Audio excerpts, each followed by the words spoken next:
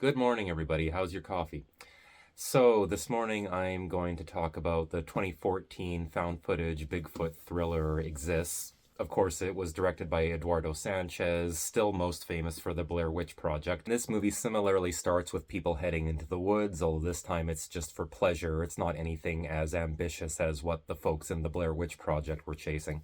Honestly, for that matter, this is a far less ambitious movie than the Blair Witch Project was, and I mean, that's kind of disappointing considering that Eduardo Sanchez did, in a lot of ways, pioneer this whole genre. And having admittedly not seen many other of his features since then, I was kind of curious to see what else he could do. So I was kind of excited to give some of his other movies a chance, but this honestly, for a mid 2010s horror film, found footage or not, is just very sort of par for the course. Like, it's fine. And it's funny because I just heard a review this morning mention that fine is kind of damning praise at this point. But that's sort of how I feel about a lot of this movie. It's fine.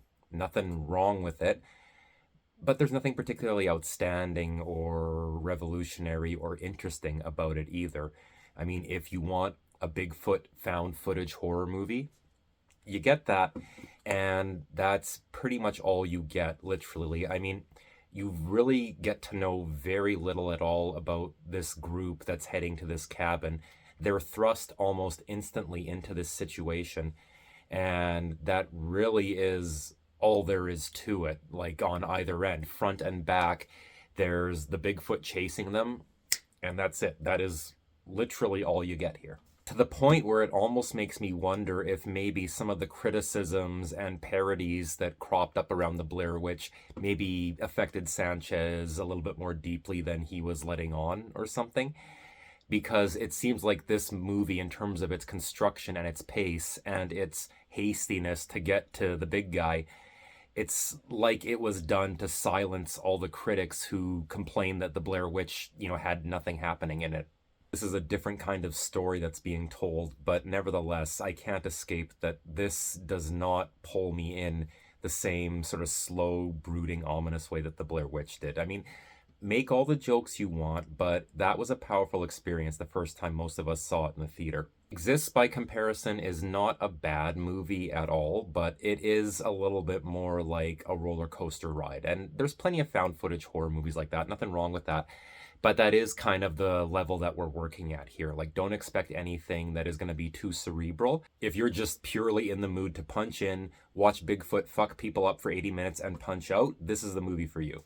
When Bigfoot does show up and start attacking, it is effective. There is some actually really good cinematography in here. That scene where Todd sets off the fireworks as a signal flare, and then he looks back down to the ground and Bigfoot comes charging through the smoke from the fireworks, that shot is fantastic. Like, that is a wonderful moment. Then a similar kind of shot slightly later where one of the characters looks up and Bigfoot comes jumping down over a ledge to land on top of an RV. Even some of those shots where he just kind of appears on the path in front of people kind of almost out of the blue as the camera's shaking around are well done. It's just too bad that you can't really care all that much about whether or not any of these people escape or get eaten because you literally know nothing about them besides their names.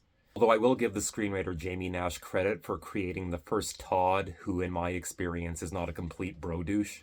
Elsewhere, when Sanchez stages uprooted trees that have been planted in the ground to try to create sort of an ominous foreboding warning, kind of along the lines of those charms hanging from the trees in the Blair Witch Project, it doesn't quite have the same effect that it had there.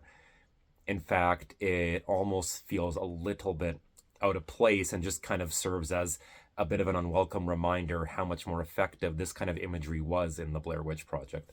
You could edit that motif out completely and the movie would function no differently. Or maybe they just thought that the image of an uprooted tree planted in the ground in the forest would make for a cool poster, and yeah, okay, it kind of does, but I sort of feel like that's the only reason that it's even in the movie is to justify the poster. And while I respect the message that I feel like Sanchez was trying to deliver with this movie to an extent about respecting that which is sort of foreign and wild to us, never getting too confident in our dominance of the planet and that kind of stuff. But the way those closing scenes end, especially when it's Bigfoot and it's clearly a person in a costume, albeit not the worst Bigfoot costume I've ever seen. The prosthetics are pretty decent, actually, for the most part. But really, seriously, when he and the Bigfoot are having that sort of psychic heart-to-heart near the end of the movie there, like, I don't really know how anyone is supposed to take it seriously. And it doesn't feel like it's being done with any particular sense of humor. Like, it feels like it is supposed to be a somber moment. But you've got the character Brian making this tearful apology to the Bigfoot, who is clearly just some poor fuck who is probably sweating his nards off underneath all that makeup and costume. Honestly, to the degree that I got to know the character at all, I sort of thought that the character Brian was kind of a weasel anyways, so I was hoping that Bigfoot was going to eat him. Especially after that peep show bullshit that he pulls on that one couple early on in the movie there. I mean, I don't even know how they were giving him the time of day or letting him hang out after that. But as soon as we start seeing Bigfoot, his pervy streak is dropped and we just never come back to that again, like ever. So while I don't think this is absolutely awful, and I do think it is at least a more competently made Bigfoot movie than the whole gaggle of trash ones that are on Tubi, there's still really nothing about this movie to elevate it beyond par for the course. Again, you want a meat and potatoes found footage monster movie, you get that here. Just like an amusement park ride, it's fun enough and it occupies your brain while you're going through all the loop-de-loops, but as soon as you get off the ride, you're not really going to give it another thought.